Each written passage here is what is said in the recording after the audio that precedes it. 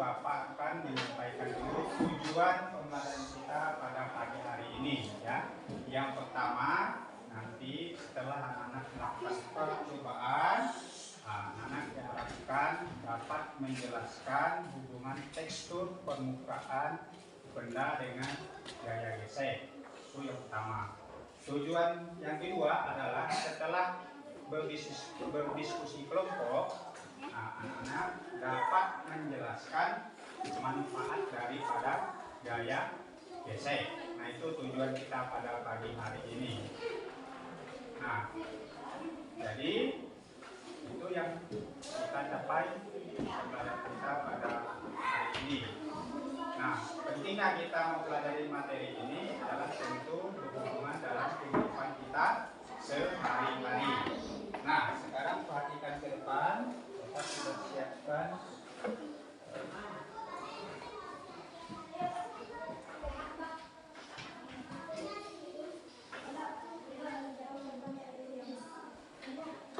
nah, ini ada gambar ya, anak, ada gambar yang sebelah sini kelihatan yang ditunjukkan. Ini ada gambar ya. Untuk memperdalami materi kita, pertama Bapak tampilkan dulu gambar. Di sana kelihatan gambarnya ya, di ujung.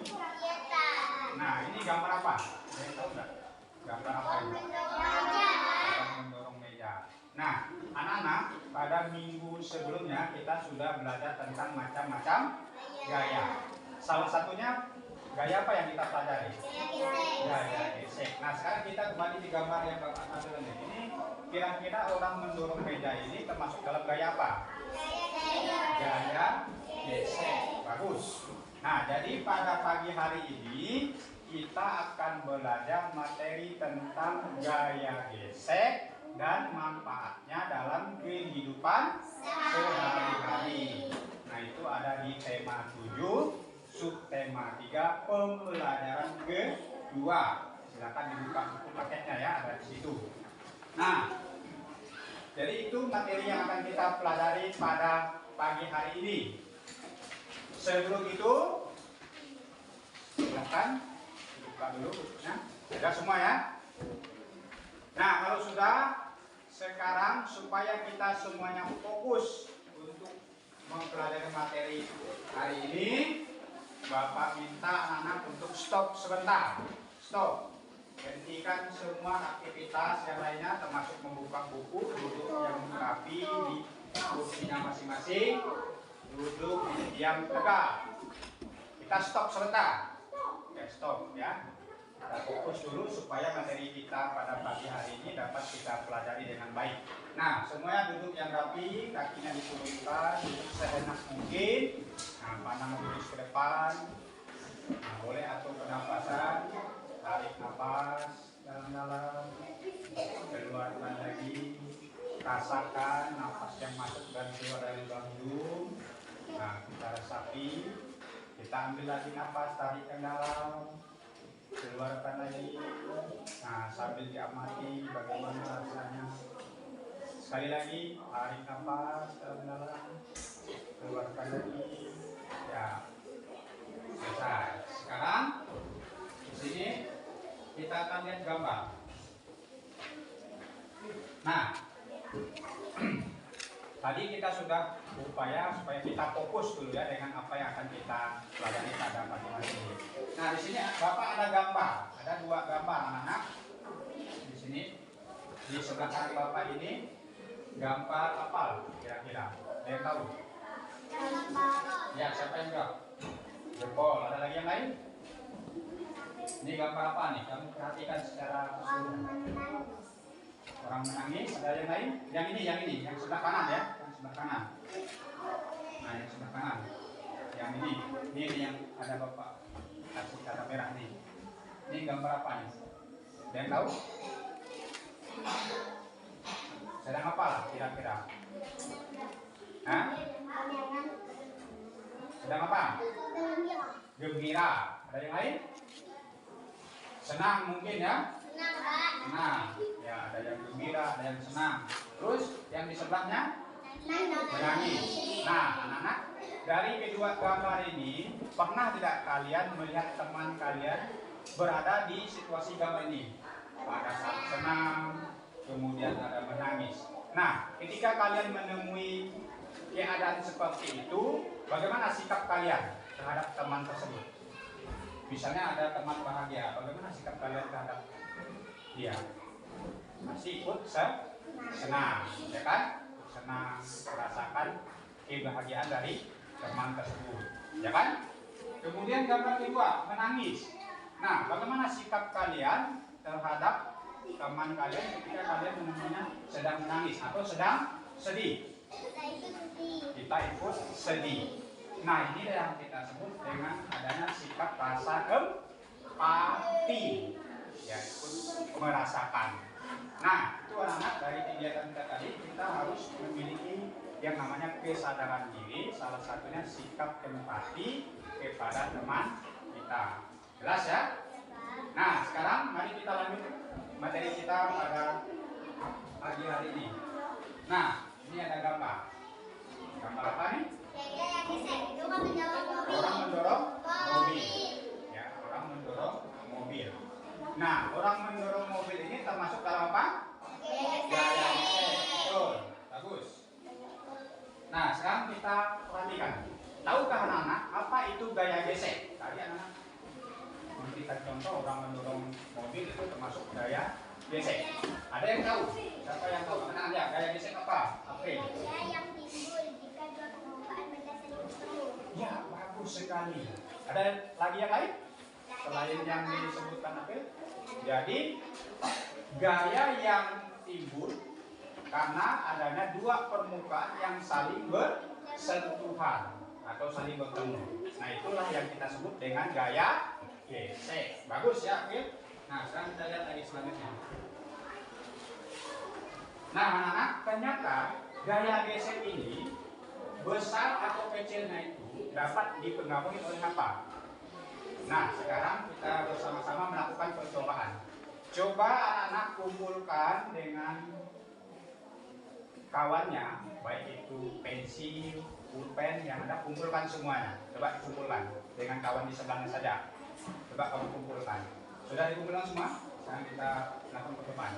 Sudah? Ada yang pulpen, ada yang pensil. Nah, sekarang Bapak tanya siapa ini? Sudah mengumpulkan pensil dengan pulpen? Sudah. Nah, sekarang kamu pegang pulpennya. Pegang pulpennya. Kemudian pensilnya ada? Nah, pensilnya.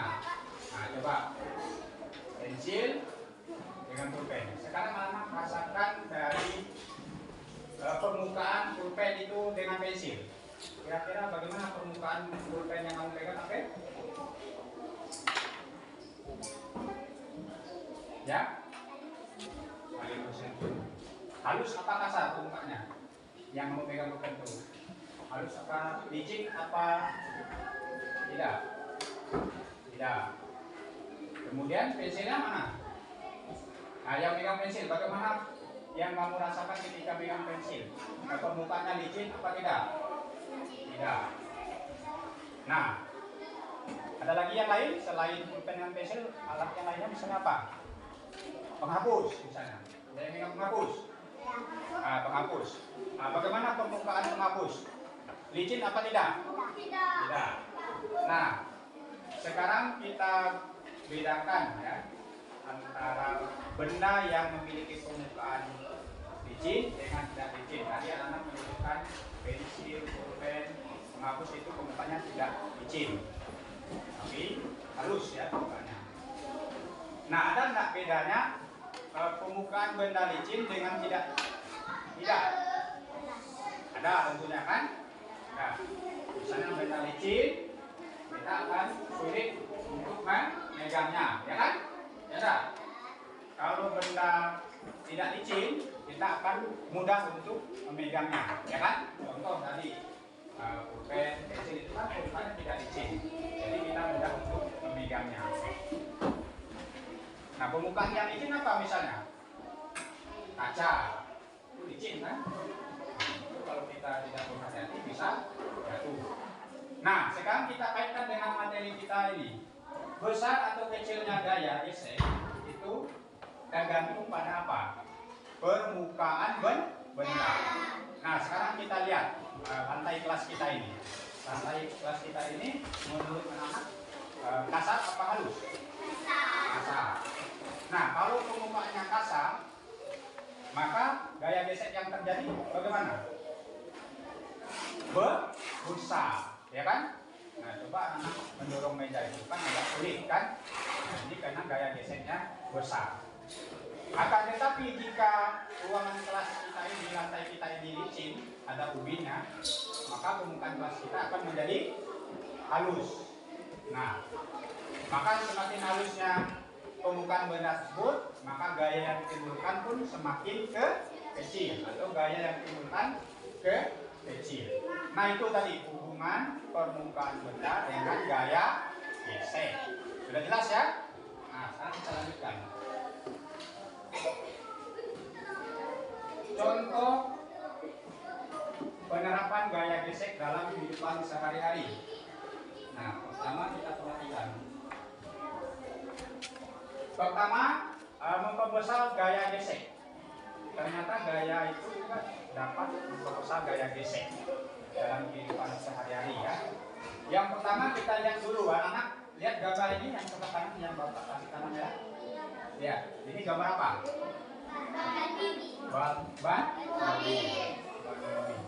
Nah, anak-anak tahu tidak kenapa ban mobil ini dibuat beralur atau ada bunga-bunganya lah gitu. Nah, itu supaya apa?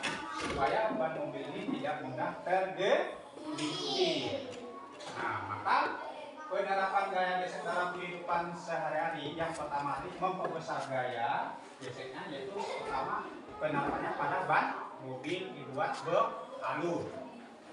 Nah, kemudian yang kedua, contoh yang kedua, anak tahu nih, gambar apa nih? Sepatu. Nah, sepatu yang kalian pakai juga dibuat beralur, ya kan? Coba lihat, atau ada tapaknya. Itu supaya apa?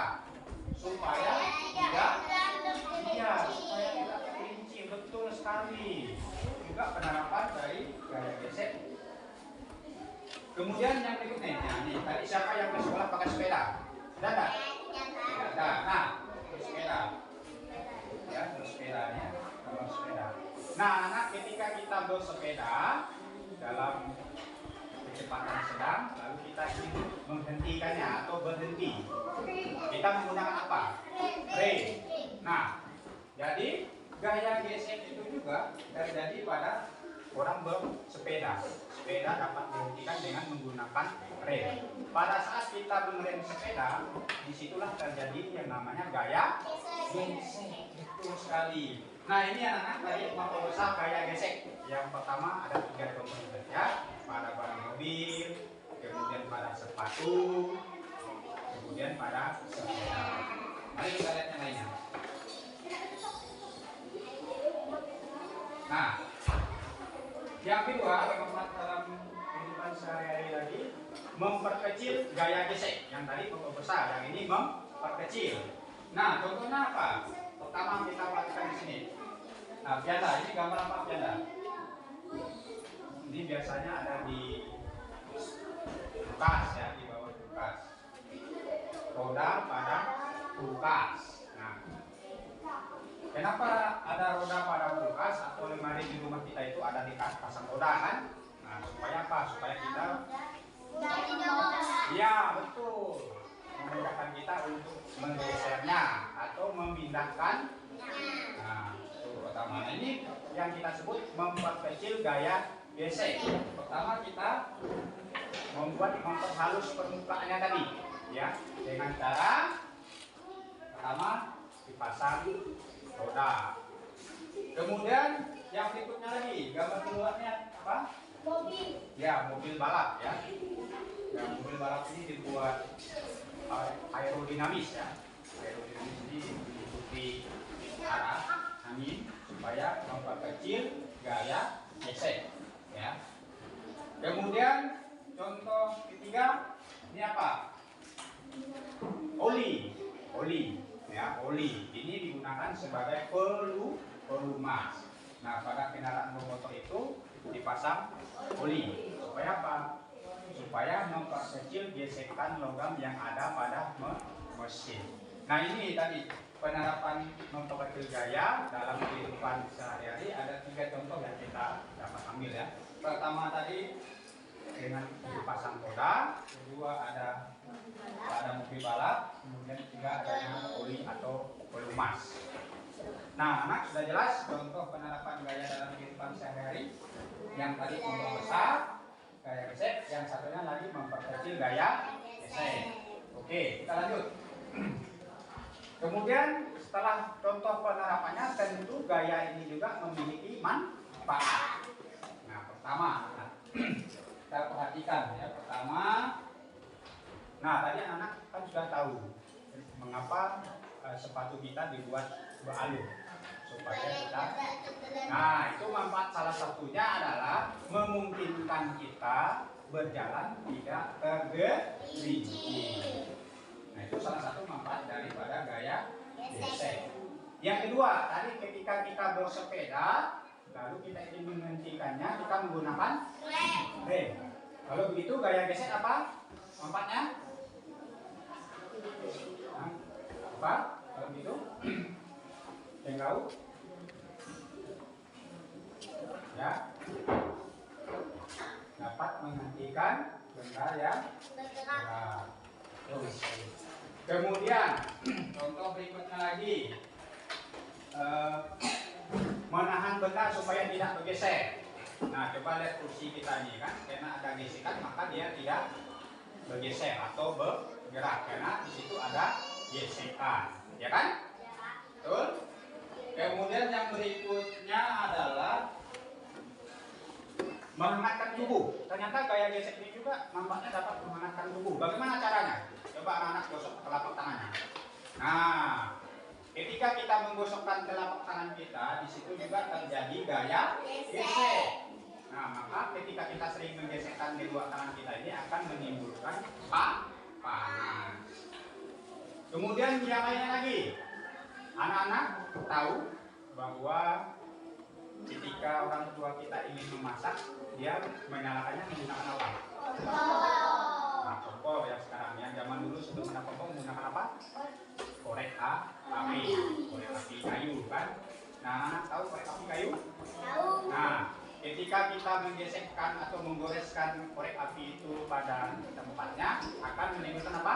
Api. Ya, menimbulkan api. Nah, ketika kita menggoreskan korek api, akan menimbulkan api. Nah, itu juga salah satu manfaat daripada gaya gesek. Kemudian anak-anak pernah memukul dua batu saling bersentuhan.